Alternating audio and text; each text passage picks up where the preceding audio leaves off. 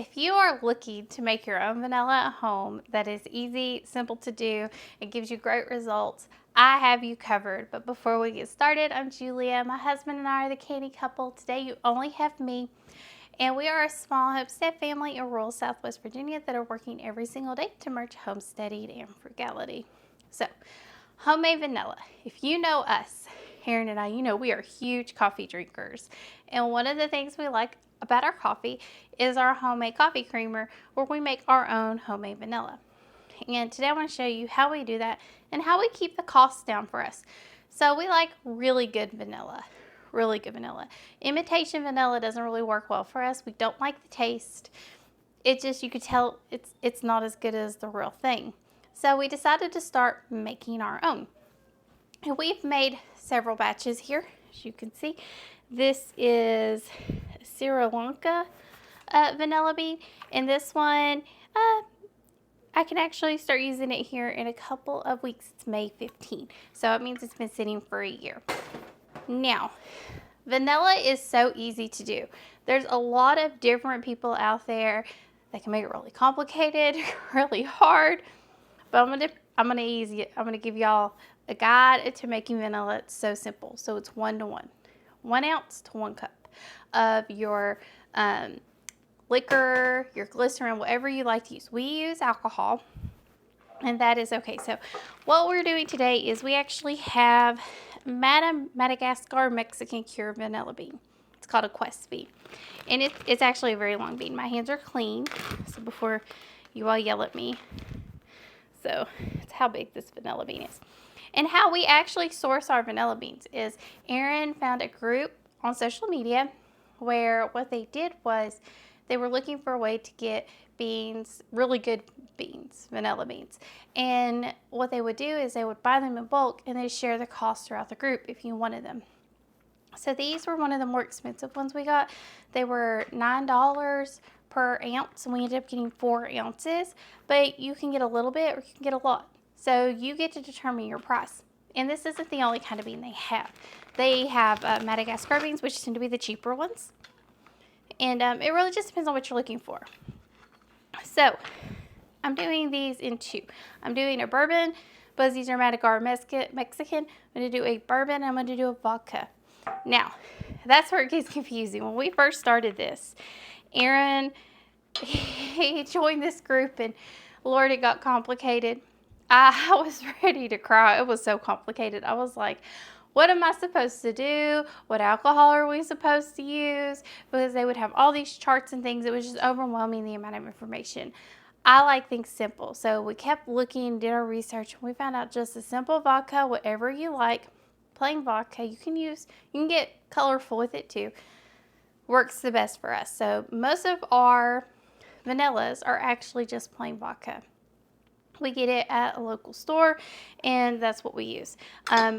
You could also use rum.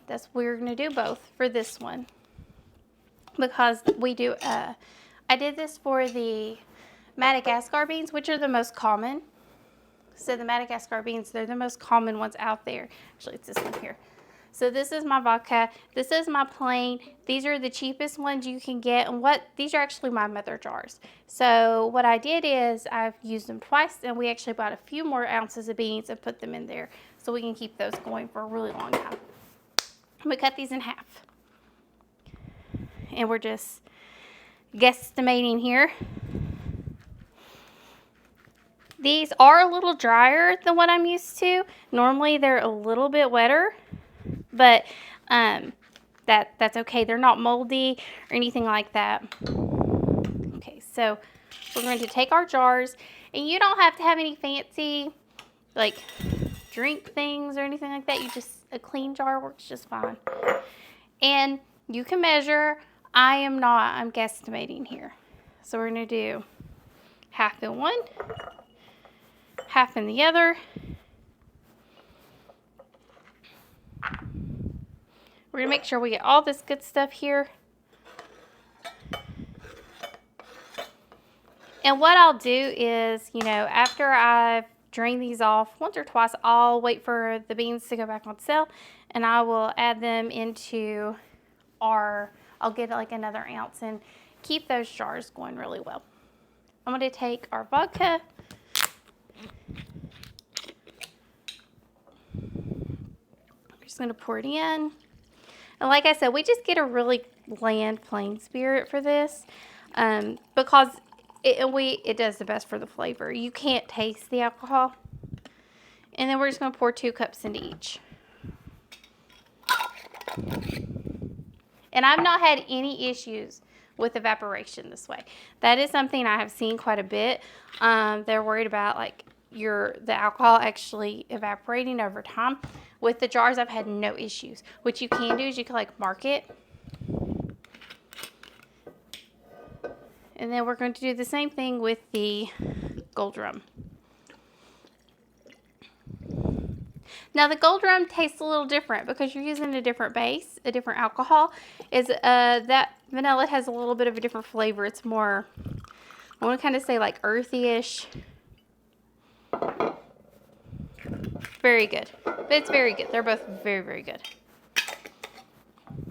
And then now we label our jars. We put the date on them and we let them set.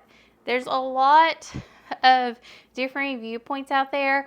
We did 6 months, and you could still kind of get more alcohol than vanilla. Now we do a year. I have enough vanilla, and what I've done is 3 months. Every 3 months I do a new one. Every 3 months I have another one. So every 3 months when I need to get some more vanilla, because we use a lot for our coffee creamer, I have enough that I could just keep rotating. So if you don't use a lot of vanilla, it is a long wait for a year. You can try 6 months. I've seen some people say 2 weeks. Smell it. You could taste it. Try it. I will say the longer you let this sit, it's going to taste so much better. It's so much better. Now, this group that we belong to, that Erin gets our vanilla from, you can tell I always give it a shake or two. And I don't do anything after this. I put it in my cabinet where it doesn't get any direct sunlight, and I do nothing else. I don't come and turn the bottles. I don't touch the bottles. I just let it sit. Also has things like peppercorns that are amazing. I think they were like $4 an ounce, but Erin would have to correct me on that. And then they also had these cinnamon sticks, and they are more like a red hot cinnamon, so it's a bit different, but they said that you could actually make an extract with them, and it's ready within like 6 weeks. So we did this a month ago, so we're close. It still smells very alcohol-y, not as much cinnamony as I'm looking for. And again, I keep everything very simple, 1-to-1. 1 ounce of cinnamon sticks, 1 ounce vanilla to 1 cup of the alcohol, or glycerin, whatever you're using. But you can go ahead and tell like the color on this is so dark, so pretty. And you can see the color here. This is the one we just did. This one is one that is ready to use. You see the color difference? It gets darker as you use it. The longer it sits, the better it's going to be. It's just one of those things that the longer you let it sit, the better it is. But if you use a lot of vanilla, it is good to kind of spread it out. And you don't buy a whole bunch of beans, like especially if you buy them from a place like this, don't buy a whole bunch of beans and then not use them, because there could be issues with mold. You need to splash them with alcohol or something to make sure they don't mold, something like that, because they can go bad. There were some people who made some rather expensive mistakes that way because they just shoved them in a drawer, didn't take them out of their bags, and then they got moldy. So just one of those things to be aware of. We do them in such small batches that we don't really have that problem. So what we would do is we would find one that we both thought we would like, buy a couple of ounces, start a batch. Another 3 months, they might have another one on sale that they source. And it's just such a great way to get little batches of different, really good vanilla just to try them. So I hope this helps you. I hope it simplifies, because a lot of people make vanilla hard. It's not hard. It is so easy.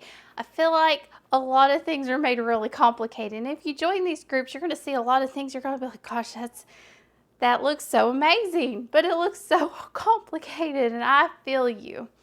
I like to keep things super simple. This works so well for our family, and it is so good, especially the longer you let it sit.